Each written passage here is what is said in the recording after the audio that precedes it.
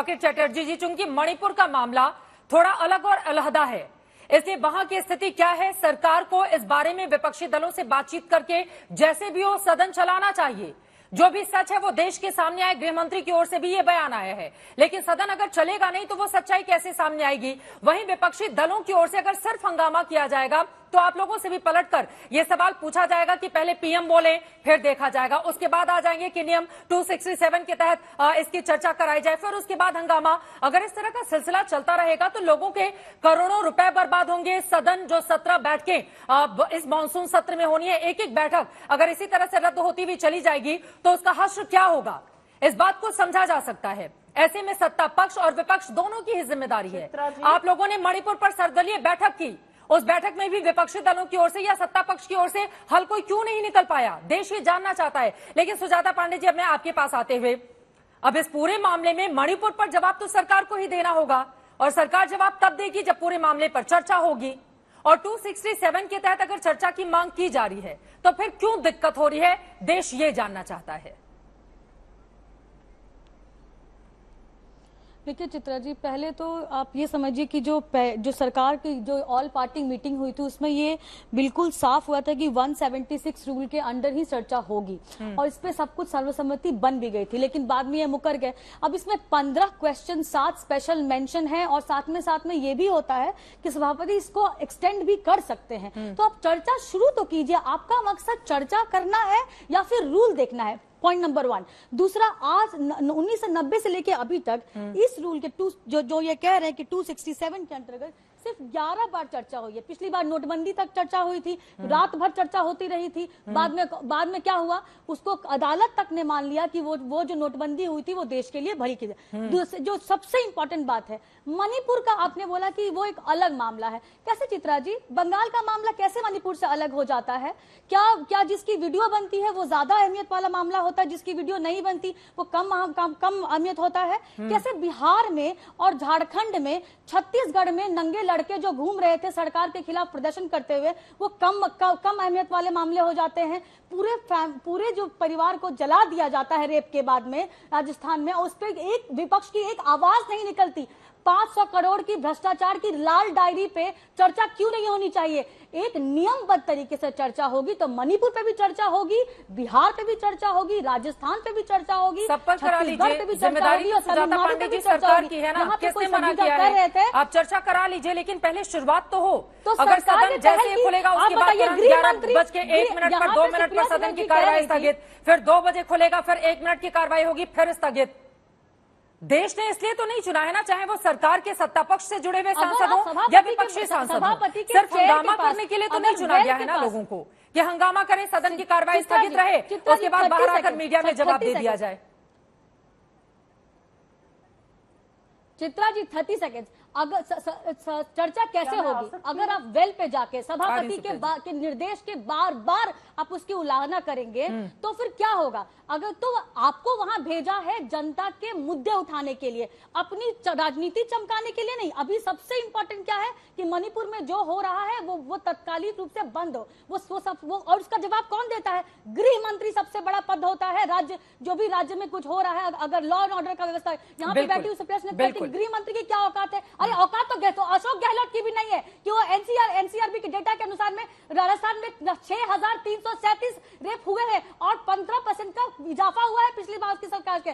500 करोड़ की डायरी पे एक विधायक ने मुंह क्या खोल दिया, उसको बर्खास्त कर दिया गया। अगर हम उस बात पे बात करेंगे तो फिर कितने मुख्यमंत्री बचते हैं? यहाँ पे राज्यपाल के टिप्पणी की बात हो रही थी, राज्यपाल के कितने टिप्पणी, पश्चिम बंगाल में जो टिप्पणी हुई उसमें कितनी सरकार बर्खास्त हुई? तो यहाँ पे अगर कहा जाए तो इस हमाम में सबको जिम्मेदारी देनी है। और आज देश देख रहा है चित्रा जी कि ये लोग हमारे समस्याओं का समाधान चाहते हैं या फिर ये सोच के आते हैं कि माई वे और हाईवे कि प्रधानमंत्री बोलेंगे तो सदन चलने देंगे, नहीं तो पिछली सदन की तरह में 1.5 करोड़ रुपए प्रति घंटे का खर्च होता है।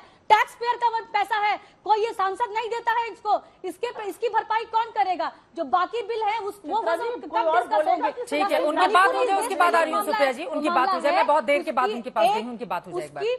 उसकी एक प्रक्रिया है, आप शुरू तो कीजिए। मैं सुप्रिया सिन्हा जी से बोल रही हूँ, हाथ जोड़ के बोल रही हूँ, आप महिला हैं, राजस्थान पर भी बोलिए, छत्तीसगढ़ पे भी बोलिए और मणिपुर पे बोलिए। ये जो सेलेक्टिव आउटरीच है ना, ये देश के सामने में आपका जो सुप्रिया सिन्हा जी वो कह रही है सेलेक्टिव अप्रोच है विपक्षी दलों वाले इंडिया का। और यहाँ पर जो उन्होंने हवाला दिया कि 1990 से लेकर 2016 की बात करें तो 11 बार ही जिस रूल का आप उदाहरण दे रही हैं उसमें सिर्फ 11 बार ही चर्चा हुई है।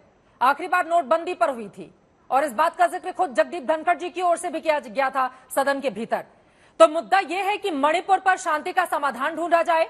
मुद्दा यह है कि सब आपस में मिलकर कम से कम एक लाइन तय करें, मणिपुर में स्थायित्व कैसे बने, या फिर मुद्दा यह है कि आपस में हम लड़ते रहें और देश देखता रहे कि सदन के भीतर क्या चल रहा है सत्ता पक्ष और विपक्ष के भीतर।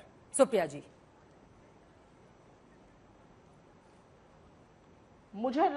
मुझे लगता है कि जब इस देश का एक राज्य 2.5 महीने से ऊपर जल रहा है, वहां पर युवा, महिलाएं, बच्चे झुलस रहे हैं, 60,000 से ज्यादा लोग विस्थापित हैं, 142 मौतें हो चुकी हैं, क्या 2.5 घंटे पर्याप्त है? ये कोई हमारे और आपके ड्राइंग रूम डिस्कशन की थोड़ी बात कर रहे हैं। ये भारत का सदन है, इसके रूल्स होते हैं, इसमें एक्ट्स होती हैं, उसके तहत डिस्कशन होता है। रूल 176, बीच में मत बोलिए प्लीज, मैं आपके बीच में नहीं बोली थी, प्लीज इतनी शालीनता रखिए, बड़े गंभीर में विषय पर डिबेट हो रही है यहाँ पर। रूल 176 के अंतर्गत 2.5 घंटे से ज्यादा पर डिबेट नहीं हो सकती। क्या मणिपुर को इस देश का सदन सिर्फ और सिर्फ 2.5 घंटे देगा? यह हमारी नैतिकता है। मैं पहली बात यह कहना चाहती हूं। मैं दूसरी बात एक और कहना चाहती हूं, बहुत बदल गया ये देश, बहुत बदला ये देश। 2012 दिसंबर में जब निर्भया कांड हुआ था, और मुझे आज भी याद है, यह देश उद्वेलित था, यह देश घाव था इस देश के आत्मा पर, और तब सरकार भी सवाल के घेरे में थी और प्रधानमंत्री ने राष्ट्र को संबोधित किया था और कहा था कि आपका गुस्सा, आपका दर्द जायज है, मैं 3 बेटियों का पिता होने के नाते उसको समझता हूं, प्रार्थना करिए निर्भया के लिए, उसके परिवार के लिए। और 2:30 बजे रात को जब उसकी लाश वापस आई थी तो एयरपोर्ट के टारमैक पे प्रधानमंत्री और सोनिया जी थे, और सबको पता है कि राहुल गांधी जी ने उनके परिवार के लिए क्या किया, मैं उसकी चर्चा नहीं करना चाहती हूं। लेकिन बहुत बदल गया यह देश।